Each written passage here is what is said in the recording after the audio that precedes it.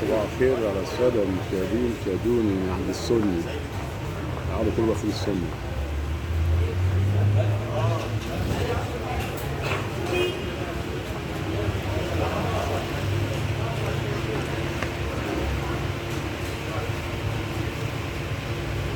عمال محشية ايه؟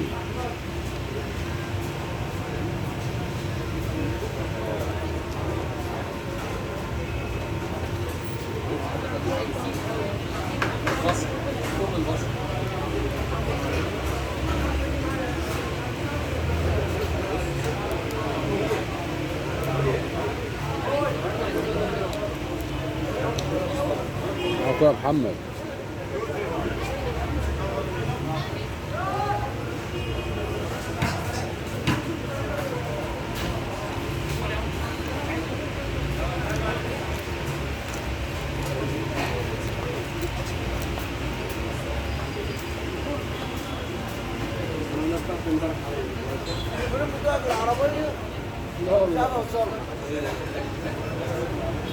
برضه الفطار احيانا بيطلب الواحد يبقى عايز يفطر خارج عايز يفطر خارج البيت. مجرد التغيير مطلوب برضه، يعني بحيث ان التغيير مش واجب.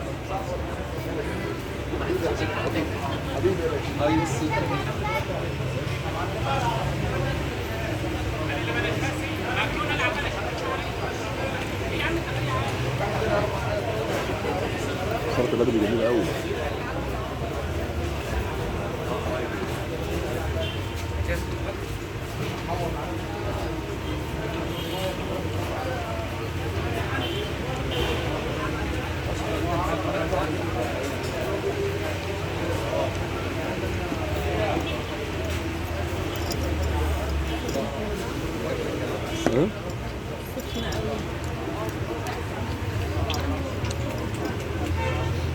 جميلة.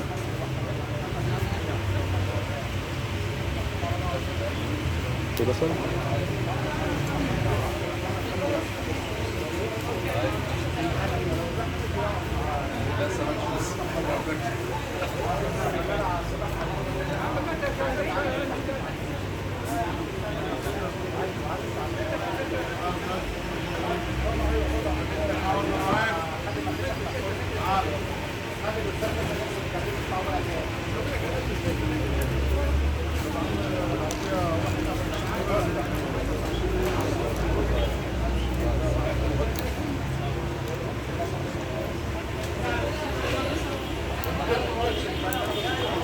اسمه ايه؟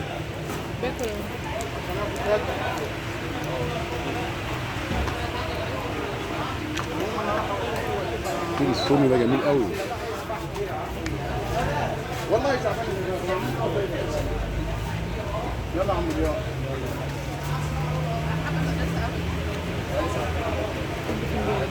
انا اكلت فول عند الجحش قبل كده، بس ده اصلا الميزه الحلوه فيه السوني ده عامل فيه غزاية. عامله بتتزن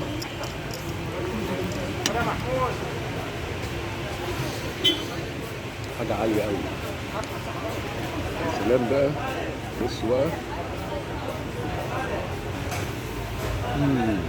استعجل لي سلطه البلد يا محمود، استعجل لي سلطه البلد. الدكتور والله قال لي الدكتور قال لي حاجه حلوه قوي.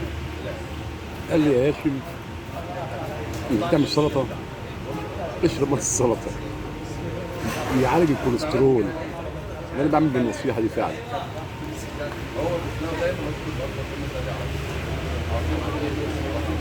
بص عامل طعميه محشيه ازاي. الله.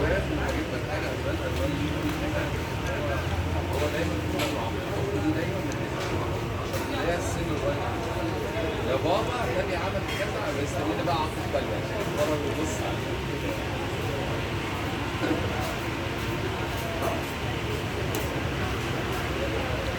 هتقطع ولا هتسيبه؟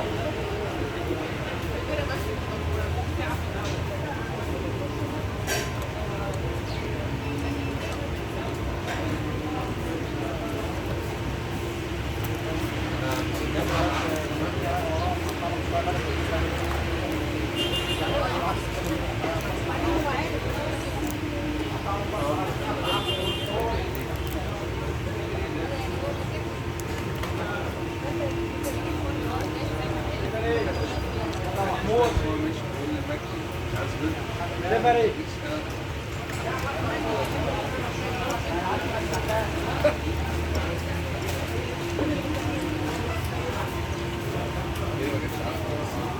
سلطه بلدي جميله.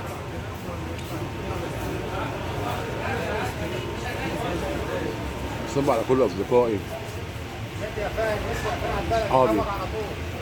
عوضها وعلى على اليوتيوب، صب عليهم.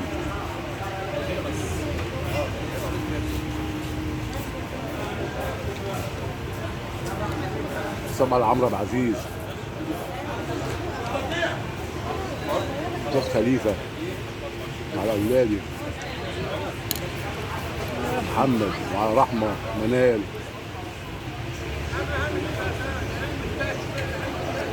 استاذ فكري،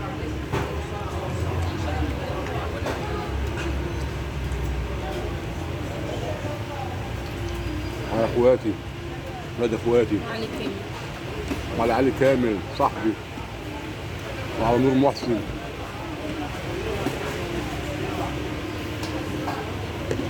ولاد اخواتي كلهم واخواتي كلهم بصب عليهم، بقول لهم لازم تطلع تفطروا بره، اللي متجوز ياخد مراته يطلع بيه يفطر بيها بره، والعازب ياخد نفسه يفطر بره، يغير جو. ونقول للناس تروح مطاعم كبيره، حتى لو في اي حته عربيه فول اي حاجه ياكل عليها، وياكل ويرجع تاني مع كوبايه الشاي الحلوه كده يا محمد يا هاشم. ها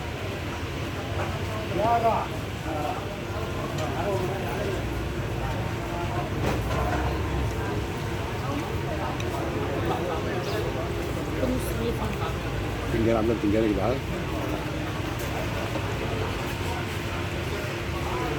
دول بقى السؤال، انا مش بعد كده ممكن شنطة فاضية.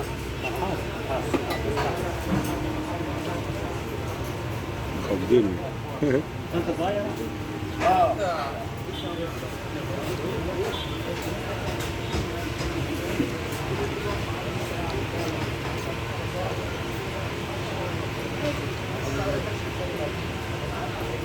البصل ده مفيد جدا. ايه؟ ايه؟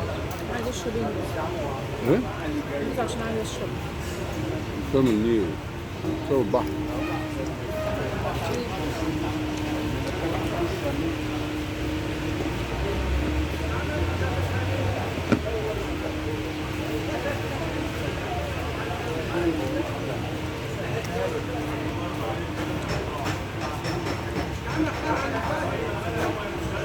زي بعض. سنين كنت فيه. خلاص التربيت كله. بقطع مع محمد.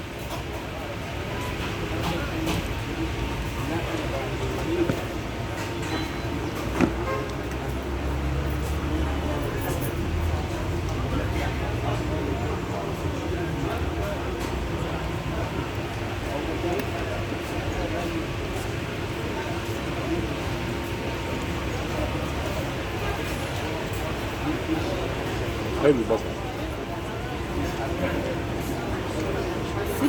محمد يقول لك ازاي؟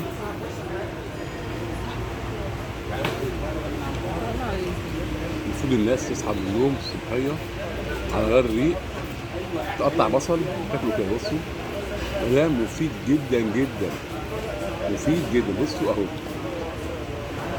احسن ما الواحد. في ناس تصحى على الريق تشرب سجاير تضر نفسها. طب ليه؟ اصحى على الريق، قطع بصلايه وكلها كده. بصوا اهي، 1 2 3 اها. ايه رايكم؟ بس نفسها بصل، حتى لو واحد عنده برد يكفيه من الحاجات دي كلها. بقى الدور كده. بسيطه.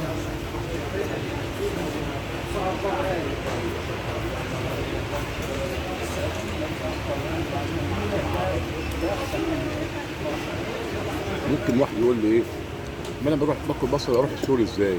اروح انام هناك؟ لا لا لا لا، ما تنام ولا حاجه. فنجان قهوه مظبوط بعدها بيعلق طعم او ريحه البصل، بس ما تحرمش نفسك بتضرب على العين، مش عارف تسيب عيني.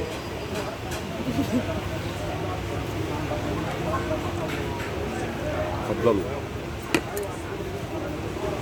نرجع عند الشغل. فين بقى حد يلم الدبرزاج ده؟ الحمد لله. فطار جميل، بنصح كل الناس حبايبي واصحابي يعملوا كده. اللي متجوز ياخد زوجته ويطلع بيها في اي حاجه زي كده. التغيير مطلوب يا جماعه.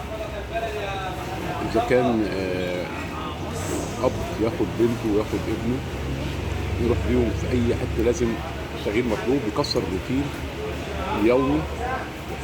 الحياه عايزه كده تجديد وتغيير. مش بقول لك روح مثلا روح عند الحاتي او مشقره او روح عند مثلا مطاعم كبيره او منوفي، لا انزل اي مطاعم فيه مثلا عند الجحش، انزل عند اي محل متواضع مثلا كده، بس برضه ممكن تعمل تغيير نمط حياتك.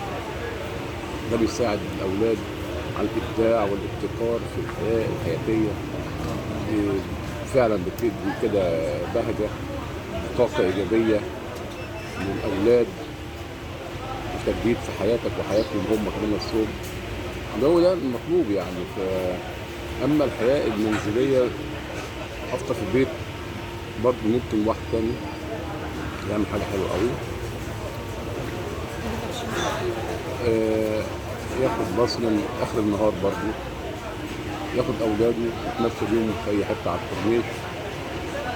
يقول لك اصل الدراسه مفيش مانع بجانب الدراسه، مش بقول لك روح اماكن فخمه يعني كده، اي حته حتى لو بتاخد معاك اي حاجه في شقتك تقعد على الكورنيش ترمس شاي تعمل اي حاجه. اولاد مش ذنبهم حاجه انك انت شغلك شغل وزوجتك شغل. الاطفال دول برضه لهم حق عليكم، الاطفال لهم حقوق عليكم، ان هم برضه محتاجين يشموا هوا، محتاجين الاقل يعني. حتى لو تاخد تمشي على الكورنيش في اي حته، حاضر يا بنت حاضر، عطشانه خلاص هنجيب. فلازم الانسان يحط في دماغه مش عايش لوحده، الانسان عايش مع اطفال يستمتعوا معاه بجو خارجي بره. انت حتى لما تيجي باولادك من بره جاي من فسحه، هتلاقي الاولاد حتى فرحانين وبيحكوا لاصحابهم بابا خدني خرجني بره فسحني، يروح يحكي لاصحابه في المدرسه هذه الرحله الجميله، اتفسحت ويقعد فرحان.